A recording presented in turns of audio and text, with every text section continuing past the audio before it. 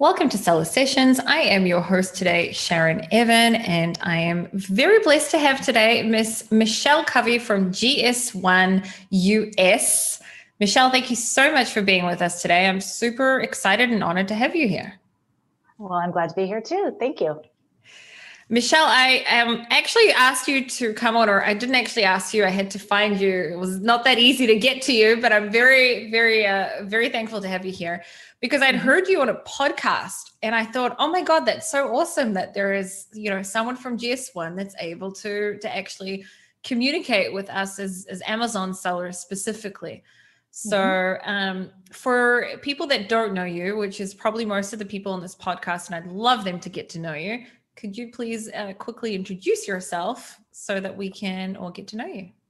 Sure. So I am, as you said, I'm Michelle from GS1 US. I lead our partnerships team and I work a lot with our marketplace community. I do a lot of advocacy for GS1 standards and primarily in context of this conversation today about GTINs, the global trade item number that is used to uniquely identify products, especially being listed on Amazon. But I do a lot of advocacy and education of our seller community so that you understand the value of using a GTIN. Excellent. Thank you very much. And it was something interesting that you just said that you also use the word sellers because obviously I told you that we're mostly sellers. Before we even get started, I just had a question that came to my mind that I'd love to ask you. Does GS1 in general, but let's just say GS1 US for this specifically, have a relationship with Amazon? As in, do you guys actually communicate with one another on things? Yeah, actually, so Amazon is, we have a relationship with them. They obviously use our standards for business, especially around product identification.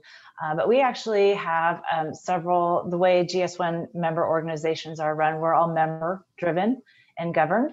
And we have a couple of, especially around the different territories in the world, we have different board members from Amazon that's on different territory boards. So we do have representation from Amazon in the US, in the UK, in Europe. We have relationships with them around the globe. Yeah. That's really cool. I didn't know that. So it's something interesting to have. So for anyone who, I mean, if you don't know what GS1 barcodes are, you must be living under a rock because you have to use them in order to sell on Amazon. But can you give us a brief explanation of what GS1 actually is? And there is also obviously different, I don't know if you call it marketplaces, but different countries have you're specifically from GS1 US, but can you explain to our audience what GS1 actually is? Sure. We're in a unique entity in itself. So GS1 is a standards organization. So we manage and govern business standards for businesses to basically communicate business information back and forth to make it more efficient. We're mostly known for the barcode. It's not all that we do, but most people recognize the barcode globally. It's those little lines that you see on your product that go beep at the grocery store. We are the creators of the barcode. It just celebrated its 50th anniversary. But we operate around the globe. While we all kind of manage the global standard, there are local offices. So I'm from GS1 US. There are about 115 GS1 organizations around the globe that service their local territories. So there's a GS1 UK, GS1 France, GS1 Brazil, GS1 Australia. So there are different GS1 organizations because you'll take that global standard and then work with the sellers or the members in that community to maybe translate it or implement it based on your local needs.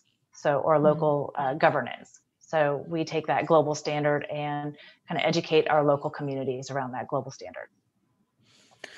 Awesome. So I got some Hopefully that makes questions. sense. No, it definitely did. And it just led me to a question that I meant to ask later, but we don't have to go, it's not, we don't have to go in a specific order. But I did get some questions in advance. I also asked my following in the Alpha group if people had questions. But so GS1 is a worldwide organization. And like you said, each country has a different marketplace, a different I call it marketplace because of Amazon, but different marketplace. Okay. You're specifically from GS1 US. Now, in my experience, I live overseas, but I sell on Amazon US, right? So I specifically sell my products in the US, but you don't actually, it doesn't mean that you have to, if I sell, let's just say in the UK, it doesn't mean I have to buy from GS1 UK. Your barcodes are worldwide. So I could buy a barcode from GS1 US and I could still use that for a product that I sell in New Zealand or a product that I sell in Australia. So just correct me if I'm wrong, from what I know from my own experience, from being I don't know how long I've been buying GS1 barcodes, but for a long time, I know that I can use your barcodes, anywhere in the world. So if you think of the G10, it's a global trade item number. So it's globally unique. You can technically use that identifier on your products around the globe, and it will be globally unique and accepted globally. I think to your point, there are different GS1 we call them member organizations or GS1 offices based on your locality. It really comes down to where do you want your support? So if you want native language support, if you are in Brazil and you speak Portuguese, you might want to have native language support versus if you come to the US, we're all primarily English speakers. So you think about time zone support, local support. Those are some considerations on which member organization you go to. Each GS1 member organization has their own business model. While we all support the standards and we all license G10s and those globally unique identifiers, it just depends on your own business decision on which member organization you want to go to, whether it's local or where you choose to get your barcodes. So really it comes down to the support, but that was a good point that you said the word global's in there, but your barcode will be recognized worldwide, also on an Amazon level specifically as well. Obviously, there's one UPC for a product worldwide on the Amazon marketplace as well. So that's really great to know. So I get this question all the time. What is the difference between a GTIN? We call them GTINs, G10 or a UPC or a EAN. And to be honest, I've never really known the answer apart from the fact just different countries call it a different name. But I'd love for you to answer that because you may have a different answer from me. So. Right. Well, there are a lot of, they're used interchangeably. And so you could throw in G10, UPC, EAN, barcode. They actually are all slightly unique or have a different meaning. So the G10, that's your global trade item number. That is the actual string of numbers that uniquely identifies your product. That G10 is then encoded into a barcode to make that barcode be able to be machine readable at a point of sale. So that's the barcode then gets scanned. But a lot of people just call it a barcode. But the barcode's the lines that you see on your package. The numbers underneath it, that's your G10. That's your global trade item number. There are variations of G10s. So there is a 12-digit G10, and that is generally referred to as a UPC. And those are usually administered from GS1 US and used in the US marketplace.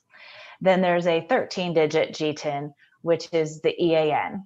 And then that is generally used and distributed out of European markets and globally. So it's the number of digits. So an EAN is 13 digits. The UPC is 12 digits. And it's the market that they were issued out of. So like I said, US is primarily UPC. There's also G10 14. I know, because I was forced to use G10 14, I think, in the past when I had later on, we're going to announce something that GS1 US came out with recently. But before you came out with that, I specifically, in this podcast, we're very real and very authentic, and I always keep it real. And I used to always buy my G10s from GS1 UK simply because it was cheaper. That's before you guys came out with your new offer that you now have, which we'll talk about soon. Mm-hmm. And I would always have to put in a G10 14. So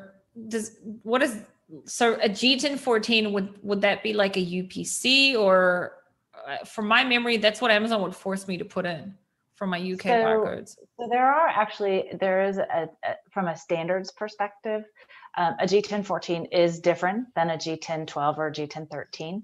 The G10 14 is generally reserved for upper level packaging. So if you think about, you can sell an each, or you could sell a carton or a case. It's usually for those larger, of the same thing. So if I have a can of soda, but then I want to sell a 6-pack of soda, or a case of soda, or a pallet of soda, then that G10 14 ends up being that upper level packaging. That's the technical use of the standard. And when you go to list on Amazon, you do get the idea, you get product identifier, and then you get to choose from a drop down G10, EAN, or UPC. That G10 is reserved for the 14 digit. A lot of people put in it's not right, I'll tell you from a standards perspective, but a lot of people will put in their EAN or their UPC and then pad it with leading zeros. And what we found is sometimes that actually works better, or it is actually accepted, versus if you select an EAN or UPC. I don't know, that's an Amazon platform thing. But technically you should be, if you have a 12-digit UPC, G10 12-digit, you would put in UPC. If you have the 13-digit, you would select EAN. And if you have that upper level packaging, you would pick G10 on their platform, which is for the 14-digit. Interesting. We make it very complicated. We try to make it complicated. It is complicated. I don't know if it's you guys that are complicated or if it's Amazon. I feel like Amazon's probably the one that's more complicated, but yeah, it's now I'm just starting to think maybe, I mean, this was a while ago, but maybe I should have put in EAN and then put in my like G10 13 number. Yeah. It will be interesting. I have to go in and have a look at that. But great. It's really good information. Good to know, even news to me. So interesting information. One of the most important things I think that's important, and I know you'll say it from, politically correct type of way, and then I'll say the my way of it, but why is it so important? So first of all, on an Amazon level, we know that Amazon today is actually enforcing, because it wasn't always enforced. Today, now in 2021, May 2021, they are enforcing that you have to use GS1 barcodes. Before that, they would say that you should, but many people got away without using GS1 barcodes, right? Why is it so important to use GS1 barcodes specifically? And what is the difference between when somebody buys a barcode from eBay, from other places, for example? What is the difference, and what does it mean when you get a barcode from somewhere else? Did it used to be a GS? Like, is it recycled? What does it actually mean? So, yeah. So that's a lot to unpack. So first of all, it was a decision that Amazon had made. So that was their own business decision to enforce GS1 barcodes as their identifier. The reason being is if a seller comes to GS1 and gets their barcode, they know that it is truly their barcode, or I'll use barcode, their G10, their identifier. They own it. It can be associated to them because we have a database that matches that company with their G10 and says, yes, Michelle does own this G10.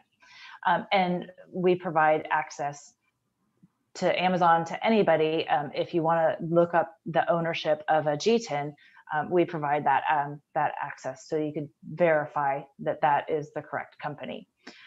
When you get your identifiers from other sources, I can tell you GS1 does not have relationships with non-GS1 sources to issue those G10s.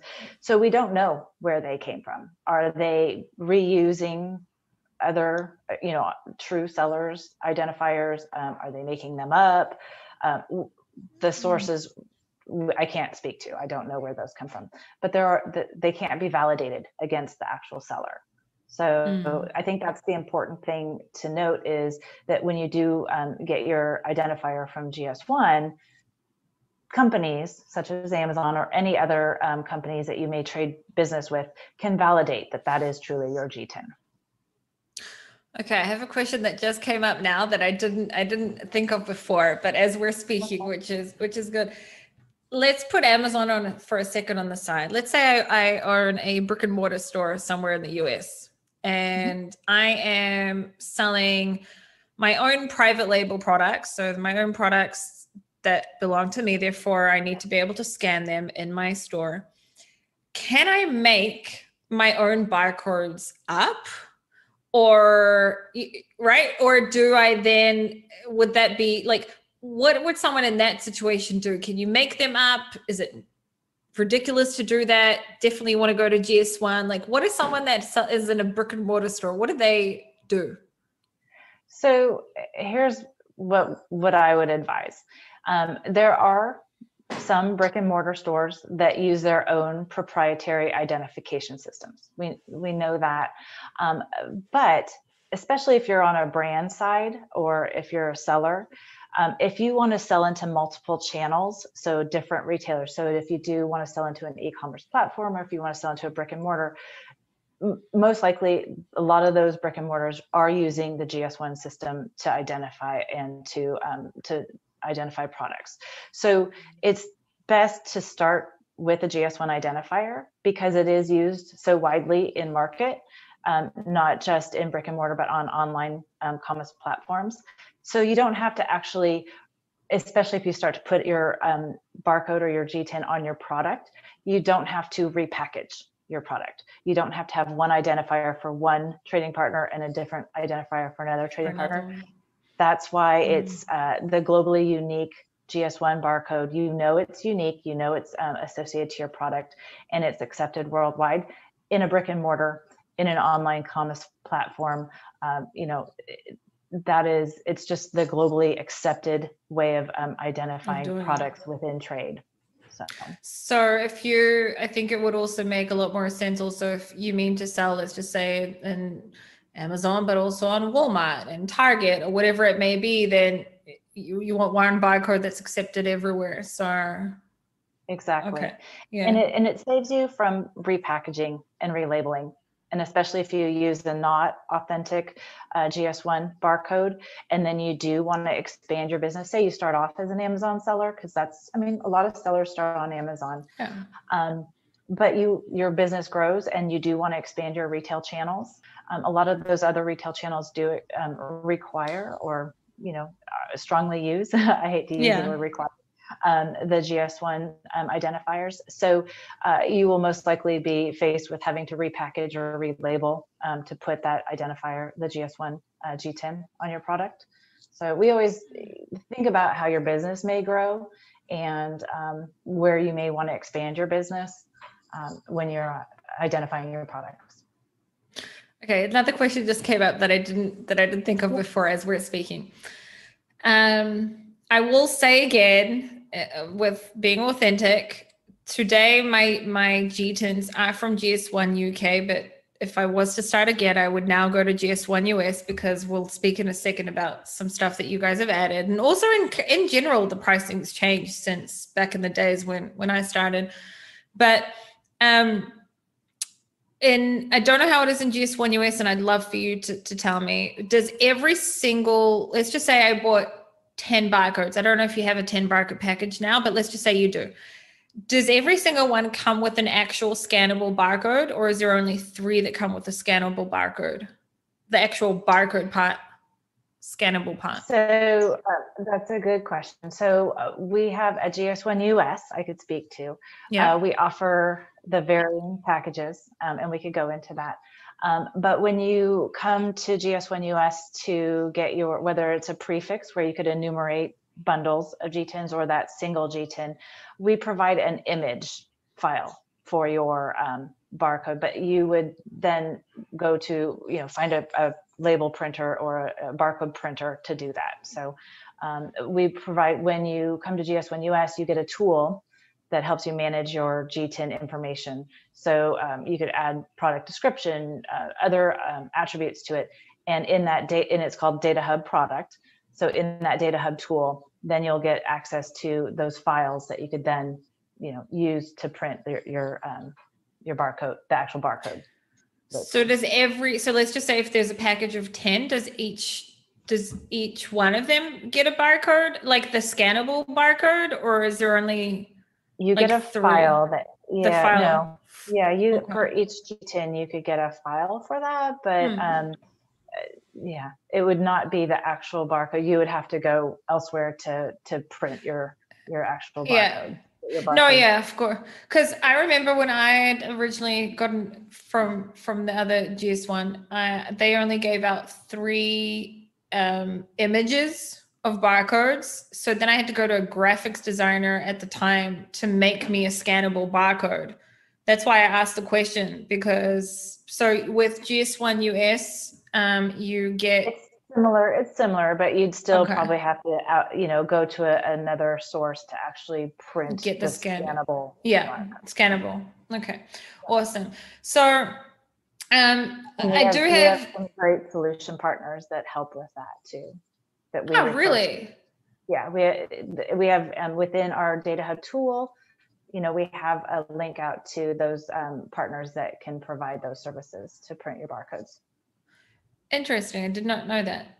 Great. Okay. So now let's talk a little bit before I move on to my other questions. And I've got some hard questions later, but for my other questions, let's talk about what GS1 US is offering today. And the different, there's a very specific offer that you guys now have that I think that honestly, nobody that I know knows about. So I'm really happy that you guys have added it and that you're here to tell everyone about it, because I think specifically also for newer sellers on Amazon, it's a great solution. But I know you guys have other packages. So could you tell us a little bit about how your pricing works and your new offer? Sure. I mean, so GS1 US has been issuing what we call prefixes for many years. So those prefix allows, I'll just say sellers to come in and license bundles of G10s. So, we expanded our offering several years ago down to 10. So bundles of 10, 100, 1,000, 10,000, 100,000. We were really trying to meet the market need because we heard there's a lot of smaller and micro businesses out there. And even just that bundle of 10 sellers didn't need that. They just wanted 1 or 2 G10s to start getting their products listed on Amazon. So we expanded our offering last November to offer single G10s. So you don't have to get that bundle. They are now at a $30 price point. So we hope that is definitely something more palatable for small sellers. And there is no renewal fee. Whereas with the prefixes, usually there's an annual renewal fee. And so not only do you have to pay for your prefix 1 year, but then you continue to keep it active, a renewal fee each year. So the single G10 is very appealing, especially for the smaller sellers. One-time fee, $30, no renewal fee, and your G10 is yours forever. So. Wow. I think that was, I didn't know that there was no renewal fee. That's even more attractive now. So If so, just a quick question on that. So is that for one barcode only? What I mean is, if I sell variations, so let's just say a 2-pack, a 4-pack, and a 6-pack of a product, does that mean I need to order, if I've got a 2-pack, 4-pack, and 6-pack, that's 3 separate UPCs that I need? Does that mean that I need to buy 3 G-tins, or does that one G-tin also then have up to, no? Okay, so it's just that one G-tin. Yeah. So we always, and we have a barcode estimator tool, at least on the GS1 US site. A lot of people think, okay, I'm selling a backpack. It's just a backpack. I just need a G-tin. Well, then you think, well, actually I have it in red and purple and green. So you really need 3 G-tins because you want to be able to track and sell uniquely, and that green one, that purple one, that red one. Then you may have 2 sizes. You may have a small one and you might have a large one. So then you'll need another, one for that variation. So, some people will think, well, I just have one product. Well, think about the variations of your products, and each variation will require its own unique G-tin, especially for ordering, for inventory management, because that is a unique variation. You need a unique identifier for it. So in this case specifically, let's just say if you have more than 5 or 6, it would make more sense to buy the package of 10, for example, right? It's your own business decision, but yeah. It does cost more if you do buy 10 individual G-tins versus if you buy or license the 10 capacity prefix, but you'll then have the renewal fee. So it's really up to the seller. Up to you. The other thing to note, and again, to think about as you expand your business, the prefix allows you to create other identifiers that are used in business trade. So remember when I said GS1 we're not just about barcodes. We have other identifiers that are used in business trade. So if you start to trade with other businesses outside of Amazon that might need you to track your packages with GS1 128 labels or carton codes, the prefix allows you to create those identifiers. That's like standards 201 instead of 101. So those, and we have a lot of training materials on that, but that's where we get a little bit more complex. But those prefixes allow, if your business is going to grow and you're going to do business with some of these other retail channels, the prefix allows for those additional identifiers, whereas the single G-tin does not. A lot to think about. Well, it's just to calculate. It's just going with your logic and calculating, because there is actually, that you pointed out a good point, that the difference also is that with the other one, you need to keep paying for now forever each month if you do the package, and then, or else if you buy one barcode, it's just one-time fee. And sometimes you need to look at it in the in the long term, what makes more sense, because to me, now that I think about it, it probably makes more sense to buy one for $30 instead of paying every single year. But I mean, each to their own. But I'm sure that some of those smaller sellers or sellers with a few products, the single option is really it's a great option, and that's low cost and easy entry into market. And it doesn't mean to say that they can't come back and license a prefix later if their business grows. Now, you technically shouldn't be renumbering your product, but they could, then use that prefix for further business needs. Products. Yeah. So you can always add, let's just say if I'm a new seller and I've started and I just bought one barcode and now I'm adding 7 or 8 other products, I can just go in and make a business decision of whether I then add another 10 pack, but another 10 barcodes, or buy, awesome. I love that. I think that from what I know, I'm pretty sure you guys are the only ones that sell one. Not that it matters, but I don't really know of anyone else that, that is English speaking services, GS1 wise, that gives the option of just one. I think that it was a very smart move from GS1 US to do that, because unfortunately, most Amazon sellers specifically don't make it past their first year. And then if you've got someone who is selling, has gone and spent hundreds of dollars up front for a barcode that they're probably not going to need in a year, or not all products will make it past their first year, So, I mean, if you're listening to this podcast, we hope that you do and that you will, but being realistic. So I think that that's a great option, and especially for newer sellers or when you're trying out a newer product, it's really great.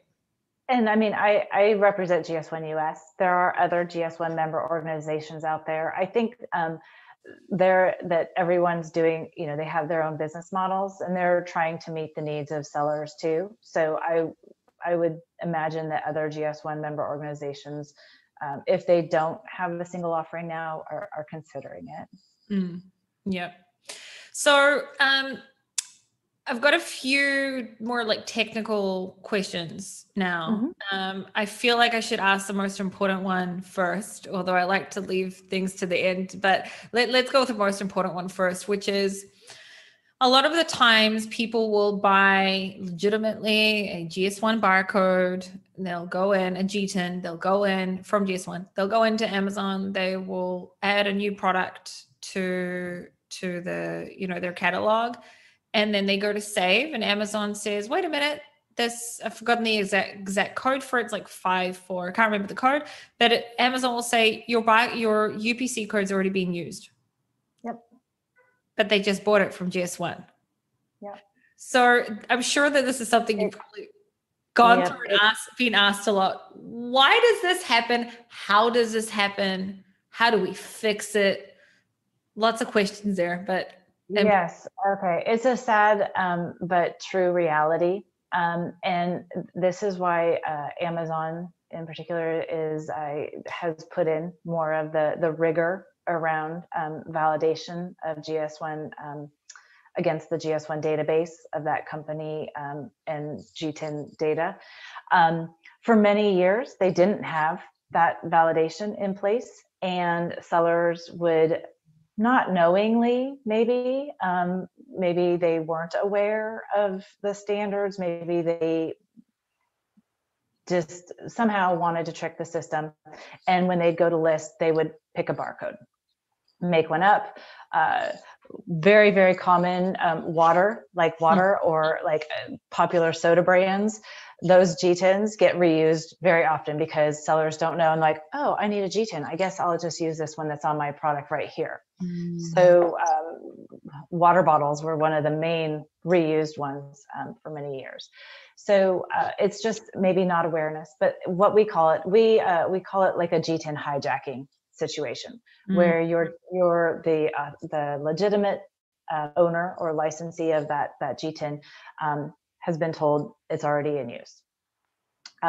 Generally, the way to report it, you can report it through Seller Central, or Seller Support. Seller Support could and has helped some sellers, but sometimes it doesn't always work very well.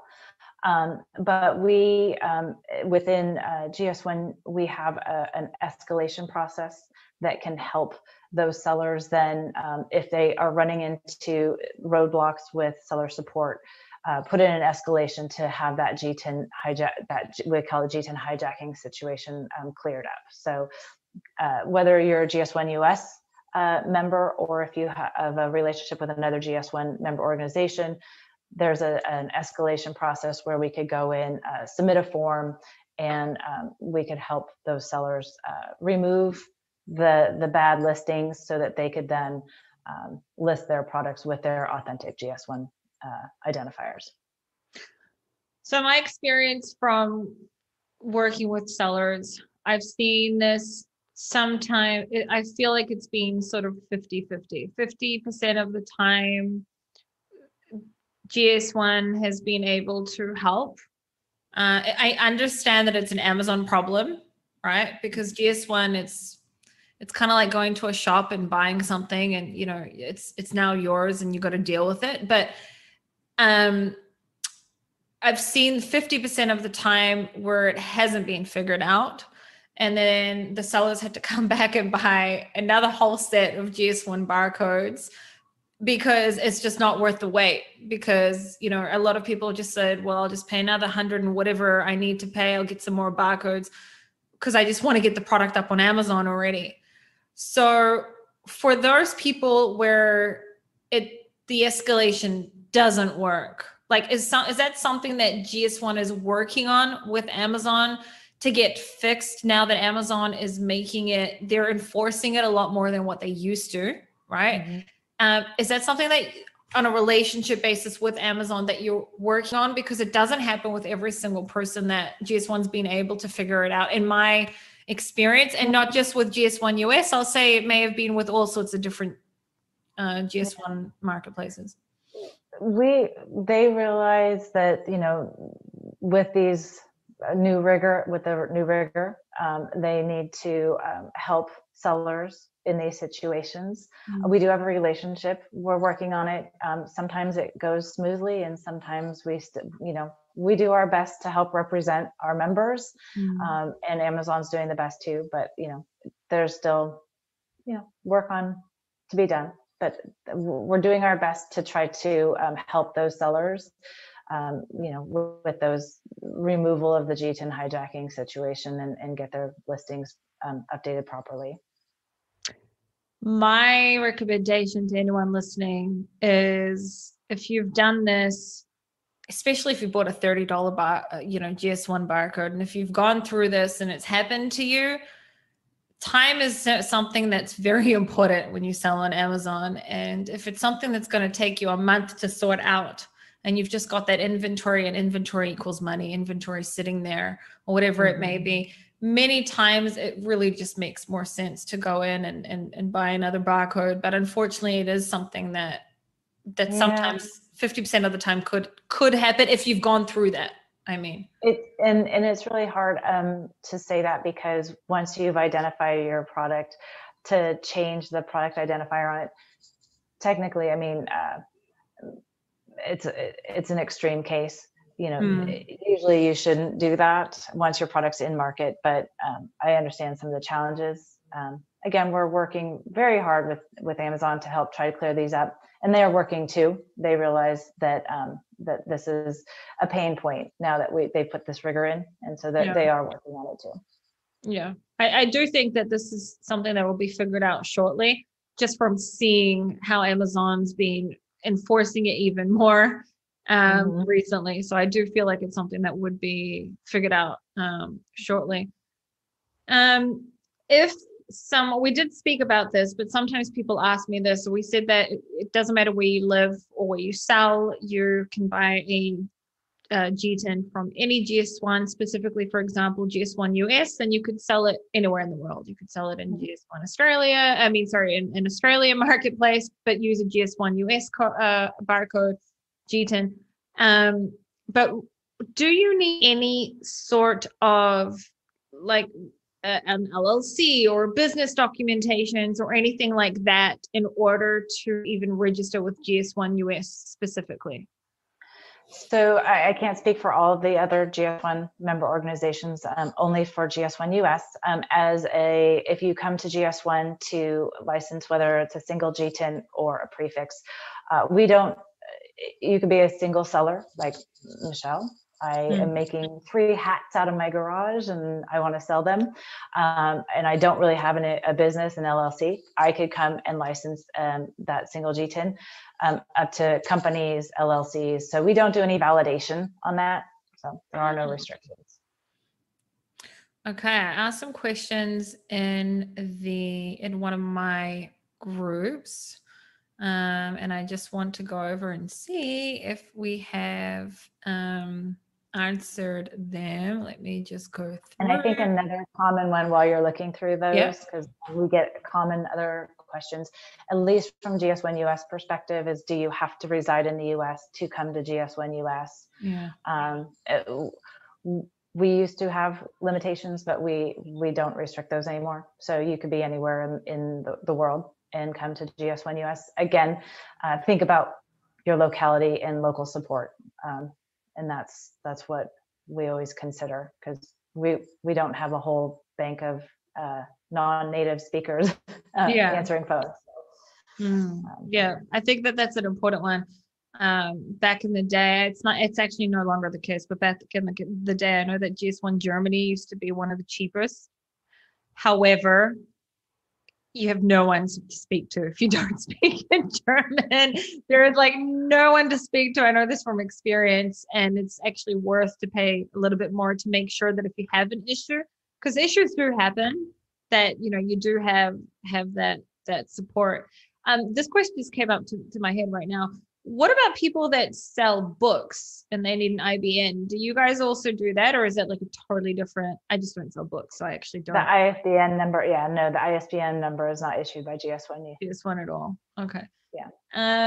I think that, I mean, I did want to ask one question. Maybe I should still ask it. I also want to respect your time, but when it comes to when we create, I'm going to call it a listing, but when we assign a product to a GTIN, we need to put in, it asks us a few questions like a title and a description and a few other things. The title, a brand name, a title, and a description. Is that a lot of the times you don't yet know everything about your product, but you really just want to make, you want to make a listing on Amazon. Mm-hmm. Can you then go in later and make changes to whatever you wrote earlier and the information that you've put in there for that GTIN?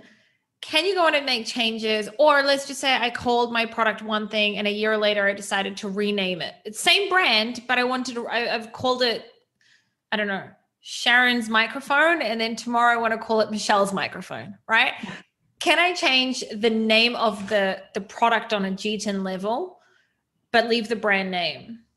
So I'm going to speak, I believe you're talking about when you come to GS1 US and you license that GTIN initially. Yep. So on our application process on the gs1us.org site, you say, I want to license my GTIN. We ask for two fields. We ask for the brand name and the product description. And we have a help bubble that tells you, here's a brand name. So I often use the example, Michelle's Cookies LLC is my company name, but my brand name is actually Crunchy Cookies.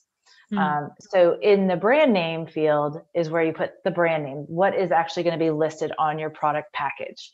It may not be your company name, it may be a brand. So that's what you put in the brand name field. In the product description, we have, again, a help bubble that tells you what are some of the key elements to make a good product description. They're recommendations. So it's usually repeating the brand name, an explanation, maybe the package dimensions or not dimensions, but like net content, weight type of thing, and count of your product. We realize, and that information is then stored when you go through the application process. And we also offer GS1 US we call members when you come to us and license your GTIN. You then get a subscription to our Data Hub product tool. And that Data Hub product tool is really just a database for sellers, and especially some of the smaller ones, to help manage their information about their GTINs. So they could then go in and add some more attributes. We have about 25 attributes that a seller can associate to that GTIN.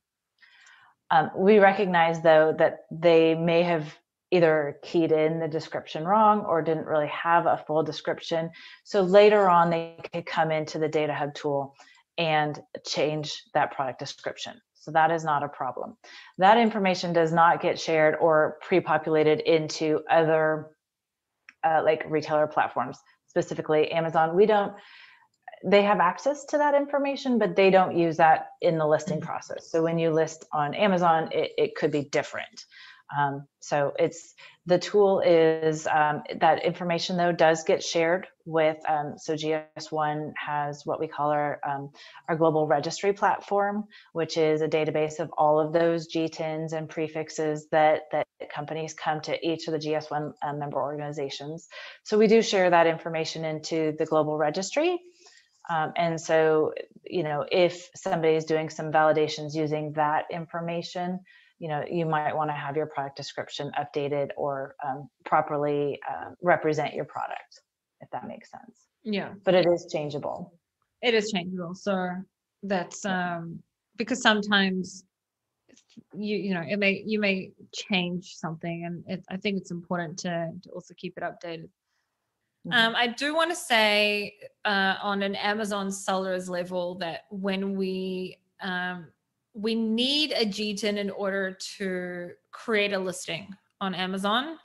I specifically, for the stock that I sell on Amazon, do not put my GTIN barcode on the product. I put the FN SKU, which is the Amazon version of I've forgotten the identifier, exactly what it's called right now. And the reason for that is, and the reason I encourage people that are selling on Amazon so we need the GTIN, we have to have the GTIN in order to create the listing. You can get GTIN exemption, which I've never done, but I personally don't recommend that you do that, because then if you sell outside of Amazon, it's a headache. But you then, in my experience and opinion, should have your actual Amazon FN SKU on the actual product, simply because you then get your own unique storage unit on Amazon. And therefore, if you ever have a hijacker and they send in stock using your UPC, it isn't all commingled in the Amazon fulfillment center. So just anyone listening to us, the GTIN that you would get from GS1 US, you would use the number. So GS1 US, we said, is the GTIN 12, right? Yep. Which you would pick on Amazon when you create the UPC. So you would use that number in order to create the listing on Amazon. But then when you send your stock into Amazon, I specifically would encourage people to then use the Amazon identifier physically, the barcode, the scannable barcode on your product that you send into Amazon, simply because it's the only way that your product will not be commingled if you ever get hijackers using counterfeits or whatever it may be. A lot of people don't know this. It's actually really important also for insurance with Amazon as well. So I just wanted to give that quick tip for people listening to us. Michelle, I feel like we gave a lot of valuable information here. I want to say thank you very much for coming on. And I'm really happy that GS1 US had the initiative and created the offer, the single ASIN offer with $30. I think that it's really going to be solving a lot of problems for many people, many sellers. So I think that's really great. Is there anything that we possibly hadn't covered? I had a few more questions, but I feel like we've done a good job today. But is there anything that we didn't cover? Yeah, I think we covered most of and especially a lot of the common questions. Yeah. So I want to just say thank you very much for coming on. If anyone, for whatever reason, wanted to contact you or anyone at GS1 US, where would they go? So if you have any issues with that, would be directed to our member support. It's info@gs1us.org. And that would go into our member support team, and then they could triage those questions or issues appropriately. And then I know that when you live overseas and you type in Google GS1 barcodes, many times it will take you to your local GS1, which in my case, in most scenarios, you don't always really want to use. You really do want to go to someone like GS1 US. So what is the exact website for GS1 US? So GS1, it's gs1us.org. Yep. Yeah. Okay. If you are looking for other member organizations, if you go to just gs1.org, then it gives you a nice directory of the different member organizations that service sellers around the world. But GS1 US is currently the only one offering also $30, I think, from what I know, for a barcode. So I really encourage everyone to go in when you're doing your research for where to buy your barcodes. I want to just thank everyone for listening. Isabella will be back on Monday, and Danny will be back on Tuesday. And of course, I'll be back on Thursday. And Michelle, thank you very, very, very much for coming on. We appreciate your time. Glad to help answer your questions. Thank you.